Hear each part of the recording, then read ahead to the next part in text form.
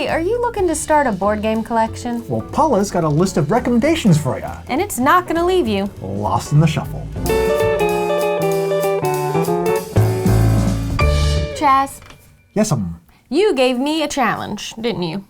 I did, indeed. It was, hey, here's $500. Why don't you build a beginning board game collection? Exactly. And to be clear, I gave you 500 pretend dollars. Pretend dollars. No real money exchanged hands. So you went out with the objective of, with this pretend $500 budget, what games would I buy if I was starting a brand new board game collection today? Yeah, because this can be a tricky thing, right? You've just gotten into the hobby and you want to start your collection. Do you just go and buy the first 10 games on Board Game Geek? No, don't do that. Just don't do that. It's not a great place to start. You buy the list that I've put together. Well, that simplifies things tremendously. No, this was actually kind of a challenge for me, for real, Chaz, because I would want to tailor this recommendation list to every individual person. Because I think a lot of this depends on what you like. It all depends. So I have no list. Bye, everybody. It's true. It is different for everybody. With that said, let's dive right into your beginner board game bundle on a budget to see what you came up with as a good starter pack for a new board gamer. So the way I approach this is I thought of categories or genres of games that I think should be in everyone's collection. And then from there, you can really find which categories you're really enjoying, and then you expand on those. You should have a well-rounded collection, especially when you're just starting. A well-rounded collection. That's what you went for. That's a good way of putting it. Yeah. Okay, well, what'd you come up with first? Well, the first thing I came up with was I thought everyone needs a big group game.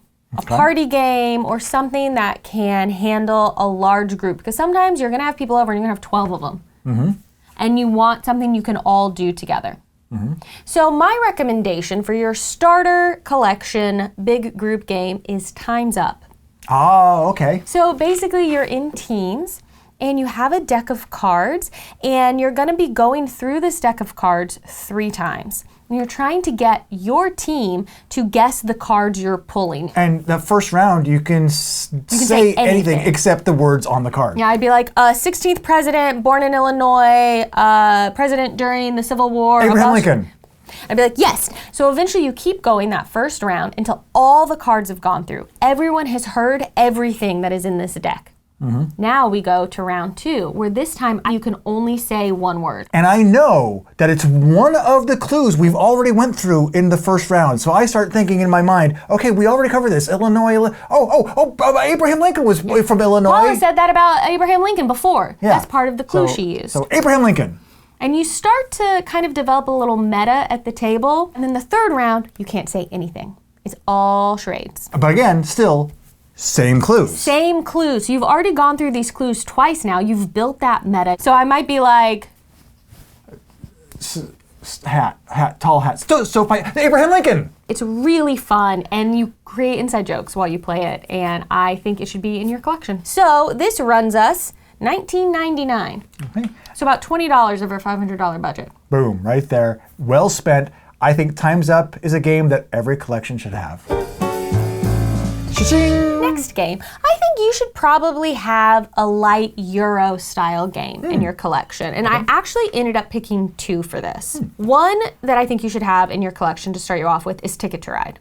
Okay. I think it's a game with huge, broad appeal. It's super fun. It's really fun for people who are just getting into the hobby and for experienced gamers. So whatever your mix of people coming over to play games with you is, they're going to enjoy Ticket to Ride. It's kind of a classic, and there's so many different versions of it. So if you really like it, you can get a bunch of different maps for it. And that's going to run you, from what I looked up, $55 of our budget. Okay. The other light Euro game is a little bit different. This is Sagrada. So in Sagrada, you are building out the stained glass windows of La Sagrada Familia, and you're basically drafting dice. You're rolling dice of different colors every round, and then you have a little board you have to fill in that might have requirements like only a 3 can go in this spot, or only a purple die can go in this spot. You're taking turns choosing dice from the common pool to take and put into your window. So it becomes this really tricky puzzle, and it's a great little puzzle. Every time I've played Sagrada, I've come away from it going, That is such a good little puzzle game. Yeah. Yep. It is a $39.95. Cha-ching! I think everyone should have a roll and write in their collection, or a something and write. So you might roll dice for a roll and write, or you might have a flip and write, which is actually what the game I'm going to suggest is, where you flip over a card and that tells you what to fill in on your little sheet of paper. I'm choosing cartographers for this. This is also another big group game. You can play this if you have enough pieces of paper. You could play it with 100 people. So you're basically in a fantasy world where you're creating a map of a land you're exploring. That's what your piece of paper is. And you have different scoring objectives based on the season. So you can like prep, you see what's coming up on what you need to prepare because it's gonna score later. And you're flipping over cards that give you like Tetris style shapes of different terrain types. It might be water, village, farmland, mountain, whatever. And you fill the shape in on your map however you want, and based on where you place the shapes is going to determine how you score for the objectives. And sometimes the monsters come out and you draw the monsters on another person's paper, which is very mean. It's great. I love it. And that one is $24.95. One of the neat things I like about cartographers is it uses a variety of different colored pencils, which I've seen very few roll and writes that do that. But the one I've played the most often that has that is the Draft and Write Records, where you're managing a record company. I love Draft and Write Records. Yeah, I like that one too, and its synergies. But cartographers absolutely cannot disagree or argue with that as one of the beginner picks. I love it. Okay. Cha-ching! Next up, everyone should have a dungeon crawler. I think that because I love dungeon crawlers. So you should get one to try. Now, I wanted to put on this list, Chaz, Descent 3rd edition, but it is $175. And I just cannot recommend for your beginning board game collection, you spend $175 on a game. I absolutely agree. Yeah. So I went instead with Gloomhaven Jaws of the Lion. Good substitute. It's one where you play like on a book. So you're flipping over the pages and it gives you a new map with the rules set up, and then you're able to go and place your people out and move through a little mini campaign. And it's $49.99, which is way better than $175. Gloomhaven, Jaws of the Lion, is obviously a companion piece to the original Gloomhaven, which is this nice big 20-pound box of game. Huge game. I've heard multiple people, though, say that they prefer the slightly optimized play of Jaws of the Lion actually over original Gloomhaven. Yeah. So very good pick for that reason, too. Great, yeah. Cha-ching! You need a tile laying game in your collection. I love putting out tiles and setting them next to each other so that they score. What a good scene partner I am. Quietly nods. Yes, tile laying games are great because of their versatility. Indeed. I'm very curious as to which one you picked because, I mean, tile laying games is such a broad category. You must have had a lot to choose from. There's a ton to choose from and a ton that I love because it's a category of game I really enjoy. Okay. I chose one of my favorites, which is Cascadia. Ah, okay. So in this game, you are building out a habitat in the Pacific Northwest. So you have laid out different tokens, which represent different kinds of animals, and then different tiles, which represent different kinds of habitats. And on your turn, you're going to choose a pairing of an animal token and a habitat tile, and you build them out into your habitat. And so you're puzzling out the right way to place everything. So as you go, you're not filling in like a lot of tile games you fill in. It kind of restricts as the game goes. And something I like about Cascadia is you're building out. So your options in a way almost expand as you play the game. And I enjoy it a lot, and it is $39.99. Oh, and it won the Spiel des Jahres. I don't think I said that. Yeah, in 2022. It's award-winning. It's award-winning. So it belongs in your collection. Almost like this show, which is, well, not award-winning. Yet. Not award-nominated. It's award considered, perhaps, or not. It's a award. Would you like to give us an award? Put it in the comments below and tell us what award you're giving us. It's award solicited is what this show is. For your consideration. Cha-ching! Okay, my next category might be slightly controversial because I don't know if everyone will agree with me that this is a necessary part of a beginning collection, but I think everyone should have a legacy game. Ooh, controversy indeed. I dig me legacy games. Love them. Even I have to admit, Yeah, I don't know if they're a necessity, but they're definitely worth hearing about and considering. They're gonna hook you. Okay, so a legacy game means the game's going to have like a campaign that you're moving through. There's usually a set number of scenarios built into the game that you'll play through. And often the rules will change as you play because you might be putting stickers on the board, you might be tearing up cards, you might be finding something hidden underneath the insert in your game box. They're very cool experiences. And the one I think you should start with is one of the most popular games, Pandemic Legacy Season 1. Oh.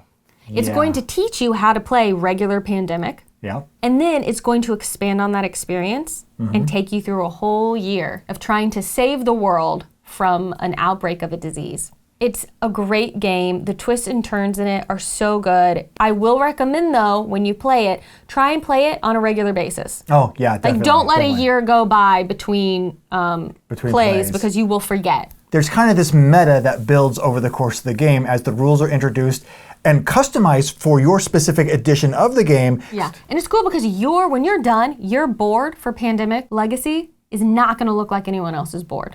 You mentioned specifically Pandemic Legacy Season 1 because they made several different copies. There's Season 2, there's a Season 0, yeah. Yeah, and I agree with you. I think Season 1 is the strongest of them. Get Season 1. And it will run you $69.99. Cha-ching! You need a game with a good solo mode.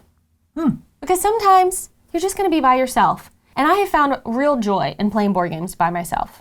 And also, I think everyone should have a good hidden movement game. Are you combining those two into one selection? I am combining them into one selection. I am which intrigued. Is wild. How can you have hidden movement solo? Yeah. What? I can't think of what game accomplishes that single player. Sniper Elite, the board game. Oh! It's so good. It's based on a video game. And it has such a good multiplayer version, and that really makes use of the hidden movement mechanism. It's so fun, intense, and sneaky. And also, its solo mode translates what you're doing in the multiplayer version to a solo experience so well. Now, you aren't getting the hidden movement experience in the solo mode because... Who are you hiding from? Yeah. Right. Who are you hiding from? Stop hiding from yourself. That one's not on. Oh, but so it's a great way to combine two of these categories into one. It's great hidden movement, and it holds up so well in its solo mode. Highly recommend. Sniper Elite, the board game. Get it. It's going to cost you $68. Cha-ching! Just like you need a game that's good for playing by yourself. You need a game that's good for playing with just one other person. You gotta have good two-player games. And I have two here I've chosen because each of you can be playing one at the same time. Play them just both. So the first one is Lost Cities. Okay.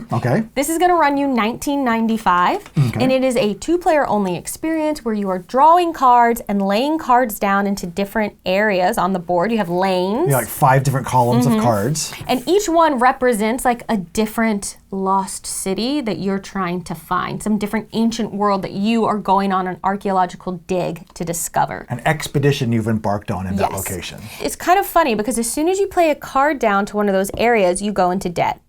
You lose 20 points as soon as you play a card down to that area. Gotta pay for that expedition. Because, you've gone in, you've invested, and you hope you're gonna find something good to make it worth it. And the way to do that is the more cards that you can play in that one lane, the more points you're gonna get. And you hope that you can get more than the 20 you invested. The cards are numbered 2 to 10 with a little handshake card. So it's not like you're reading a bunch of text and rules and have to, this is this expedition and this does that. It's just, I'm playing a 4. Okay, now I can't play a 3 there because I have to play higher than that. Yeah, you have to play higher than what you've already played down, and you have a shared deck with your opponent.